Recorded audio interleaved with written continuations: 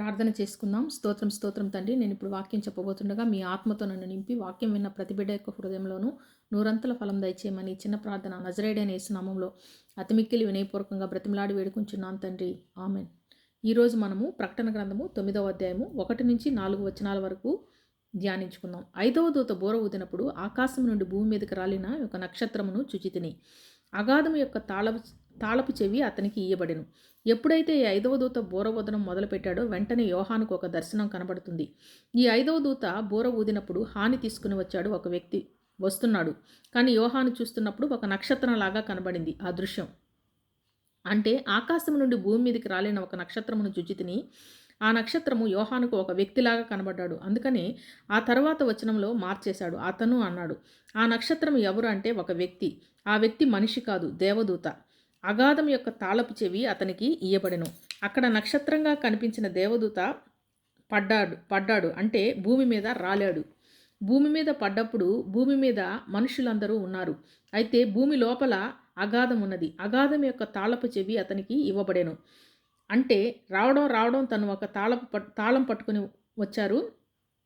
తాళపు చెవి ఉంది అంటే అర్థము ఏదో ఒక ప్రదేశానికి తాళం వేయబడి ఉంది. కాబట్టి తాళపు చెవి ఈ దూత చేతిలో ఉన్నది.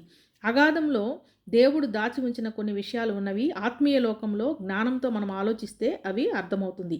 కొన్ని విషయాలు ఉన్నవి, అవి దాచిపెట్టడానికి వారిని బందీలుగా చేసి తాళం వేసి మరీ దాచిపెట్టారు. దేవుడు ఫ్రీగా అగాధంలో వదిలేస్తే ఎప్పుడు పడితే అప్పుడు బయటకు వెళ్ళిపోవచ్చు. తలుపు తాళము ఈ రెండు దానికి సాదృశ్యం.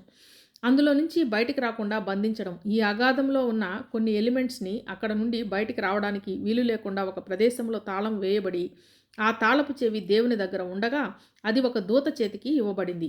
ఆ దూత భూమి మీదకి వచ్చాడు. అగాధంలోకి వెళ్ళి తాళపు చెవితో ఆ తాళము తెరవాలి. ఎప్పుడైతే ఆ తాళం తెరిచాడో అగాధంలో నుండి ఒక పెద్ద కొలిమిలో నుండి లేచినటువంటి పొగ వంటి పొగ అగాధంలో నుండి లేచెను. అగాధము ఓపెన్ చేసిన వెంటనే ఆ పొగ ఎంత దట్టంగా ఉందంటే ఆ అగాధంలోని పొగ చేత సూర్యుని వాయుమండలము చీకటి కమ్మెను. అంటే ఆ పొగ మొత్తము ఆకాశం మండలమును కమ్మేసింది, సూర్యుని కమ్మేసింది. ఆకాశం అంతా కూడా చీకటి అయిపోయింది. ఆ పొగలో నుండి మిడతలు భూమి మీదకి వచ్చెను. భూమిలో ఉండు తేళ్లకు బలం ఉన్నట్లు వాటికి బలము ఇయ్యబడెను. ముందు పొగ వచ్చింది. ఆ పొగలో నుండి మిడతలు భూమి మీదకి వచ్చెను. వచ్చిందేమో మిడత. వాటి బలము తేళ్లుకుండే బలము లాంటి బలము వాటికి ఉన్నది. సాధారణంగా మిడతలు మనం చేత్తో పట్టుకుంటాం. చాలామంది మిడతలు తింటారు కూడా. బాప్తిసమిచ్చి యోహాను మిడతలు తిని జీవించాడు. మిడత అనేది హానికరమైన జంతువు కాదు. అది ఆకులు తినేసి పంటను నాశనం చేసే మామూలు పురుగు. అయితే మనకు తెలిసిన మిడత లాంటి కీటకం కాదిది. దానికి ప్రత్యేకమైన ఎబిలిటీస్ ఉన్నాయి. తేలుకుండే అంత బలము ఆ మిడతకు ఇవ్వబడెను. తేళ్లకు బలము కొండెంలో ఉంటాయి. ఆ కొండెములతో మనుషులను గుచ్చి హానిపరిచేటువంటి బలము ఉంది దానికి. అది కుట్టితే విషం అవుతుంది. భయంకరమైన బాధ అవుతుంది. తేలు కుట్టి చనిపోయిన వారు ఉన్నారు. బాధపడిన వాళ్ళు ఉన్నారు. ఈ బలము మిడతకు ఇవ్వడం మొదటిది. అప్పుడు ఒక ప్రకటన జరిగింది. ఆ మిడతలందరికీ ఒక మాట చెప్పబడింది. మిడతలకు చెప్పబడింది అంటే అర్థము వాటికి ఆజ్ఞను వినడము పాటించడము తెలుసు. వాటికి ఇష్టం వచ్చినట్లు ప్రవర్తించే క్రిమికీటకాలు కావవి. అవి దేవుని ఆజ్ఞ విని ఏమి చేయాలో అవే చేయగల కెపాసిటీ, ఎబిలిటీ ఉన్న అంత శక్తి ఉన్న మిడతలవి. వాటికి ఇవ్వబడిన ప్రకటన ఏమిటంటే, మరియు నొసళ్ళయందు దేవుని ముద్ర లేని మనుషులకే తప్ప భూమిపైనున్న గడ్డికైనను ఏ మొక్కలకైనను మరి ఏ వృక్షమునకైనను హాని కలుగు చేయకూడదని వాటికి ఆజ్ఞ ఇవ్వబడెను. మామూలుగా మిడతలు ఎప్పుడు కూడా గడ్డి మీద, చెట్ల మీద, మొక్కల మీద వాలుతాయి. అవి తిని బ్రతుకుతాయి. మీరు మిడతలు కదా అని చెప్పి ఆకులు, చెట్లు, మొక్కలు, గడ్డి వాటి మీద వాలవద్దు. మీరు వాటికి హాని చేయవద్దు. నేను తెప్పించిన ఉద్దేశం ఏమిటంటే, మీరు ఈ భూమి మీద ఉన్న మనుషులకు హాని చేయాలి. అయితే ఆ మనుషుల్లో కూడా ఒక గుంపును ముట్టకూడదు. అందుకనే ఆజ్ఞ ఎలా మొదలైందంటే, నొసళ్ళయందు దేవుని ముద్ర లేని అందరికీ హాని చేయండి. అంటే ఏ విశ్వాసి భూమి మీద లేకుండా సంఘం పైకి వెళ్ళిపోయారు. అందుకు కారణం ఉంది. ఇటువంటి భయంకరమైన హాని 3 రకాలుగా భూమి మీదకి రాబోతుంది. అయ్యో అయ్యో అయ్యో అనే విధానంలో భూమి మీద ఉన్న నివాసులందరికీ రాబోతున్న తరుణంలో దేవుడు తన బిడ్డలెవ్వరినీ కూడా ఉంచకుండా సంఘాన్ని తన దగ్గరికి తెచ్చుకొని భూమిలో విశ్వాసి అనే ఏ ఒక్క వ్యక్తి కూడా లేడు. అటువంటి తరుణంలో భూనివాసులు అంటే అందరూ అవిశ్వాసులు ఉన్న తరుణంలో ఒక క్రొత్త అధ్యాయం ప్రారంభించారు. New era. ఆ న్యూ ఎరా ఏమిటంటే దేవుడు తన ఎంచుకున్న ఇశ్రాయేలు ప్రజలను తిరిగి తన దగ్గరకు తెచ్చుకొనుటకు వారిని శ్రమగుండా మహాశ్రమగుండా తీసుకువెళుతూ వారికి నేర్పించి విశ్వాసంలోకి వారిని నడిపిస్తున్నారు. అది న్యూ ఎరా. అది ఒక క్రొత్త అధ్యాయము. ఇప్పుడు ప్రపంచం మీద జరగబోతుంది.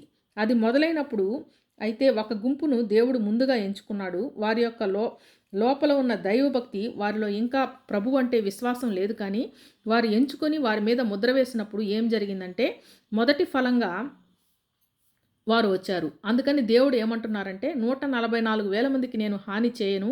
ఎందుకంటే వారు ఆల్రెడీ నన్ను తెలుసుకున్నారు. ఎప్పుడైతే దేవుని ముద్ర వాళ్ళ నొసల మీద పడిపోయిందో వారు దేవునికి చెందినవారు అని అర్థము.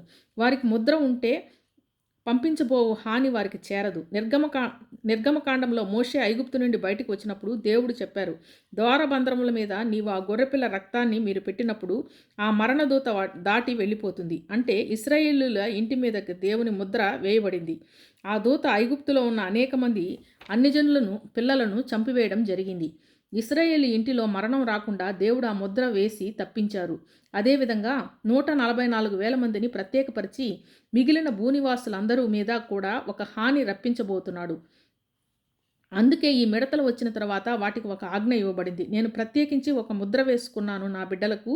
మీరు వెళ్ళినప్పుడు ముద్ర కనబడితే మీరు వారిని తాకద్దు అని పర్ఫెక్ట్ ఇన్స్ట్రక్షన్ మిడతలకు ఇవ్వబడింది. దూత ఇక్కడ మిడతలతో మాట్లాడుతున్నాడు. 144,000 ప్రక్కన పెడితే మిగిలిన కొన్ని కోట్ల మంది మనుషులు ఉన్నారు. వారికి హాని చేయాలి మీరు.